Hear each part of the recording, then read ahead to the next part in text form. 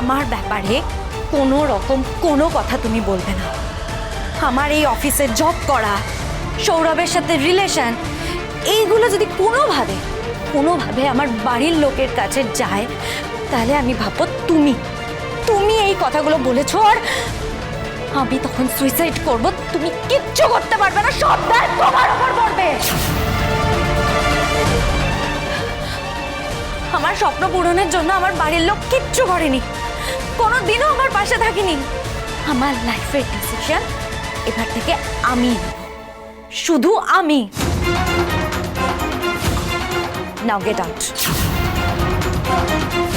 I said get out. Priya আমার কথাটা একবার শোনো। এত লোককে অফিসে ঢুকতে দেন কেন? হ্যাঁ, আপনি ভিতরে ঢুকলেন কি করে? আমি বললাম না এখন ভেতরে ঢোকা যাবে না, আসুন আমার সাথে। ওহো, কথা ঠিক ধরে ফেললো আমাকে আর সৌরভকে। ও সবটা গিছিয়ে না দেয়। ম্যাডাম আপনি যান। আমি বললাম না এখানে থাকা যাবে না, যান। আমার কেন জানি না মনে হচ্ছে প্রিয়া খুব বড় একটা ভুল করছে। তুমি যদি কাউকে কিচ্ছু বলো তাহলে আমি সুইসাইড করব। হে মা আনন্দী, এটা কি হলো? আমি সবটা জানতে পারলাম, কিন্তু পাচক মশাই বা বাড়ির কাউকেই আমি কথাগুলো জানাতে পারবো না। যদি কোনো বিপদ ঘটে যায় তখন আমি কি করব? নিজেকে কি উত্তর দেব? আমি তো সবটা জানতে পারলাম, কিন্তু কাউকে তো বলতে পারবো না। আর সত্যি যদি ওই ছেলেটা মানে সৌরভ প্রিয়ার বন্ধু হয়, তাহলে সবার সামনে আসছে না কেন? লুকিয়ে কেন দেখা করছে বারবার?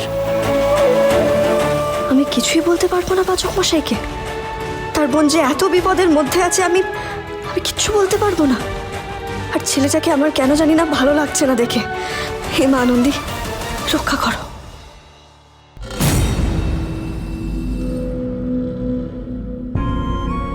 কি ব্যাপার যে নিজে বলে পাচক মশাই তাড়াতাড়ি ঘুমিয়ে পড়ুন, মানে early to bed early to rise, সেটাকেই কঠিন ভাবে বলে। সে নিজে আজকে ঘুমোতে এলো না, গেল কোথায়?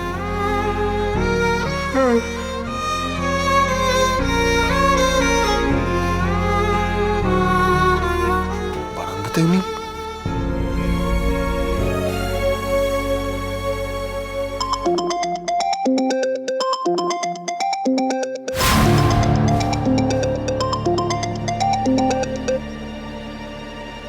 একে গোবর বলবো না তো কি বলবো? ফোনটাও ফেলে গেছে, কি করে বুঝবো কোথায় গেছে? না জানি। কিরে, কোথায় গেছি?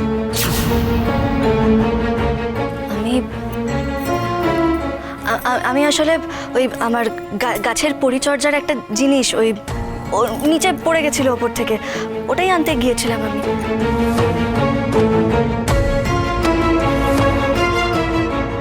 কি ব্যাপার, গৌরদেবীকে খুব ওয়ারিড লাগছে?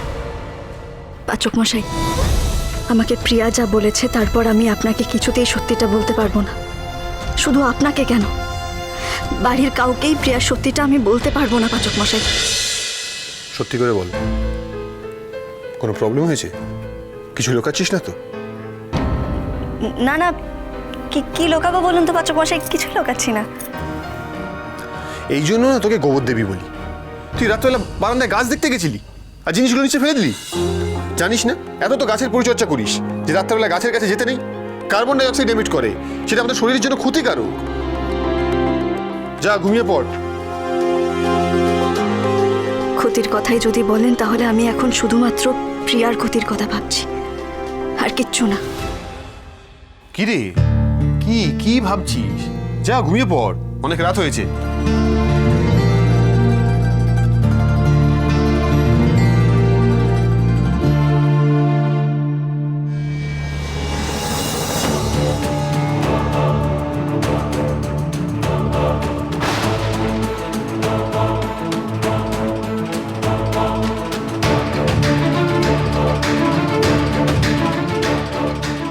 যদি কাউকে কিচ্ছু বলো তাহলে আমি সুইসাইড করব।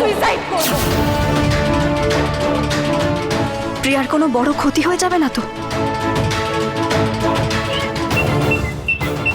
আসুন আসুন আসুন আসুন আসুন মেজদা আসুন মিস্টার দত্ত আসুন। আরে কতদিন পর দেখা হলো আপনার সাথে।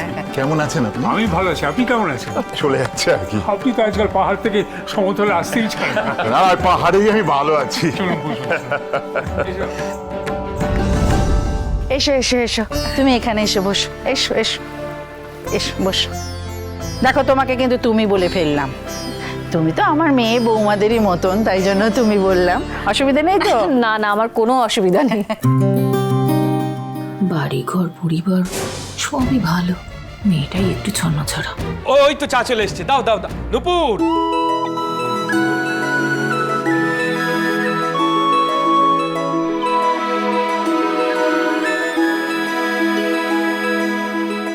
কি হয়েছে বলুন তো মিস্টার দত্ত? মানে কাল ফোনেও আপনাকে বেশ চিন্তিত বলে মনে হলো। ছেলে মেয়েদের পুষ্টি সব ঠিক আছে তো? মানে সেই বিষয়েই আপনার সাথে কিছু কথা বলার ছিল। সামথিং সিরিয়াস মনে হচ্ছে। চল তো দেখি। কি অবস্থা?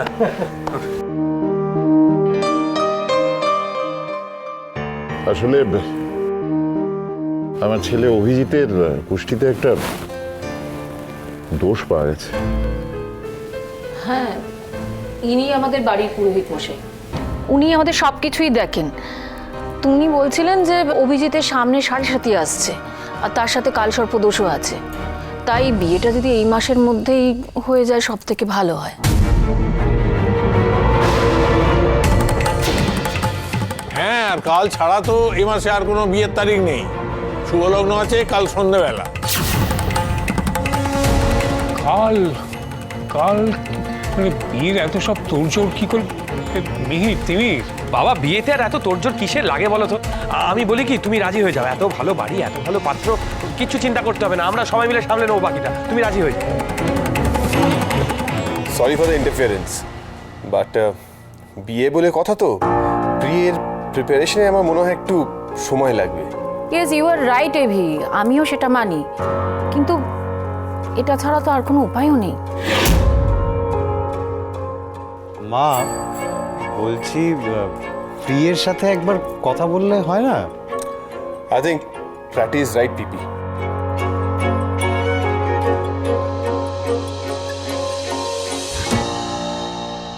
মিস্টার এভি, আমি আপনাকে প্রমিস করছি প্রিয়ার কোনো রকম অসুবিধা, আমি ইটস এ প্রমিস, ওকে? কাকাবাবু, আমি একটা কথা বলতে চাই। মেয়েদের এরকম হুট করে বিয়ে হলে না একটু সমস্যাতেই পড়তে হয়। মানে নিজের প্রিয়জনেদের ছেড়ে চলে যেতে হয়, ঘর বাড়ি ছেড়ে চলে যেতে হয়।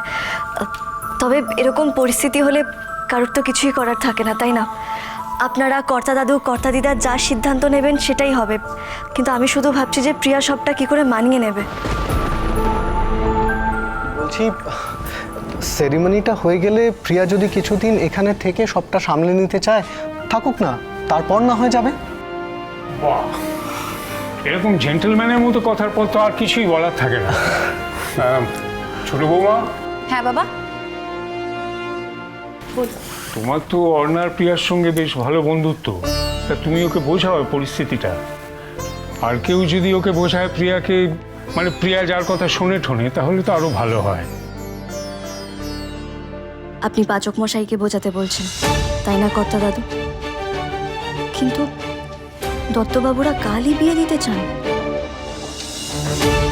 তবে আমি শুধু একটা জিনিসই বুঝতে পারছি না, প্রিয়া যদি অন্য কাউকে ভালোবাসে তাহলে ও কাল বিয়েতে রাজি হলো কেন? প্রিয়াই বা কোথায়? ওকে দেখছি না তো কোথাও।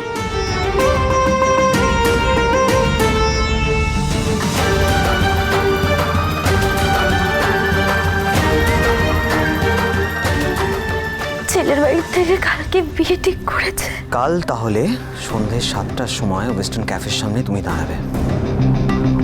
কাল রাতের লগ্নেই আমরা বিয়ে করব। পারবে তো কাউকে কিছু না জানিয়ে পালাতে? কালকে ওয়েস্টার্ন ক্যাফেতে দেখা হচ্ছে। কি একটা ওয়েস্টার্ন ক্যাফে শুনলাম বলে মনে হলো না? সেখানে কি আছে? ভালোবাসা